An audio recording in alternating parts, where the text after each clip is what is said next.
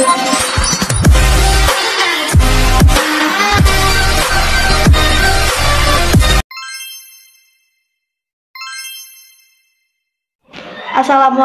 warahmatullahi wabarakatuh. Halo, perkenalkan kami dari STI Bandung, jurusan manajemen.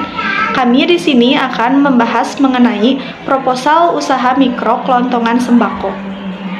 Sebelumnya, perkenalkan saya Elsa Anggraini dari kelas E4 dengan NPM 1012027 jurusan manajemen.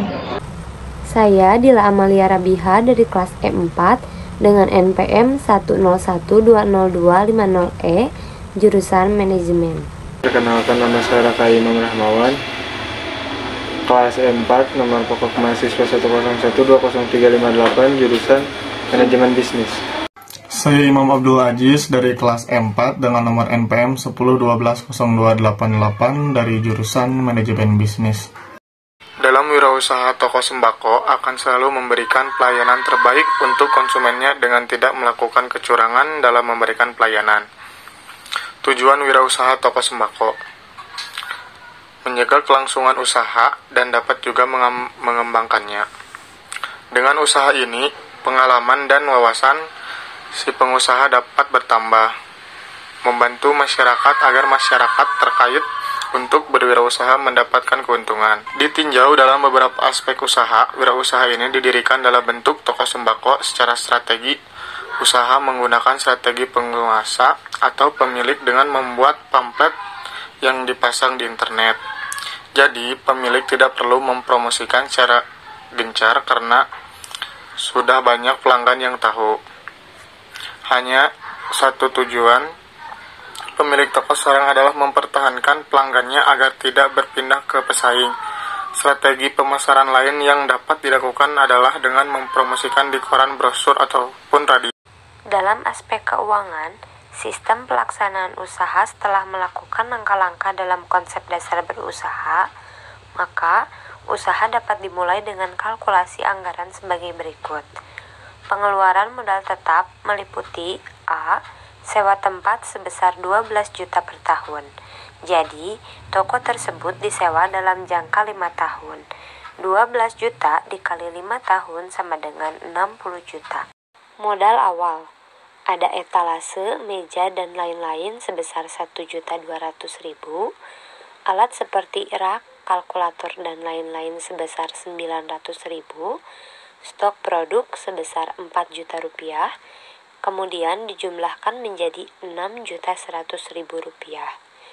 Kemudian biaya operasional, gaji karyawan 500.000 dikali 3 orang sama dengan 1.500.000, belanja dagangan 4 juta rupiah, biaya listrik, air, dan lain-lain sebesar 200.000, belanja dagangan sebesar 150.000, biaya lain-lain sebesar 200.000 rupiah. Totalnya menjadi 6.050.000 rupiah.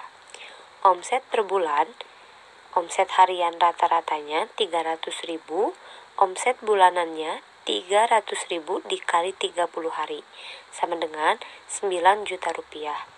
Maka laba bersih per bulan adalah 9 juta rupiah dikurangi 6.250.000, sama dengan 2.750.000 rupiah.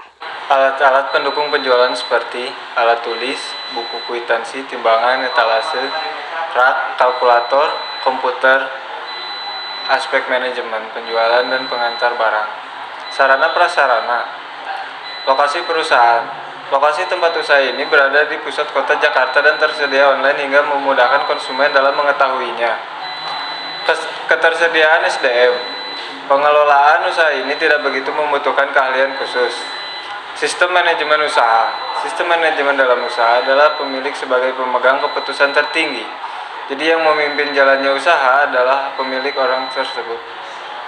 Para karyawan tidak mempunyai wewenang terkecuali jika pemilik memberikan wewenang kepada si karyawan. Tips sukses bisnis rumahan warung sembako. Untuk meraih kesuksesan dalam menjalankan usaha ini, ada baiknya Anda menjalankan beberapa tips berikut ini, diantaranya 1. Pemilihan lokasi usaha. Pemilihan lokasi usaha bisa jadi menjadi syarat penting dalam kesuksesan berbisnis warung sembako. Usahakan mencari tempat yang strategis yang dapat dijangkau oleh banyak orang. Anda bisa membukanya di pinggir jalan, di perempatan, atau di pusat kegiatan masyarakat. Selain itu, usahakan untuk membuka bisnis ini di tempat yang masih minim persaingan. Yang kedua, utamakan kualitas produk dan pelayanan. Kepuasan pelanggan adalah harga mati bagi kesuksesnya warung sembako. Hal ini membuat Anda haruslah memberikan pelayanan yang prima. Siapkan barang-barang berkualitas agar pelanggan puas, serta cobalah untuk lebih ramah dan lebih menebar senyum kepada pelanggan. Yang ketiga, mencari grosir termurah.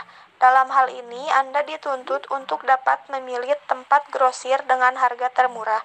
Semakin murah barang yang Anda beli, maka margin keuntungan semakin besar sehingga hasil yang didapat semakin besar. Kesimpulan, pendirian usaha ini merupakan suatu peluang bisnis yang baik bagi kami.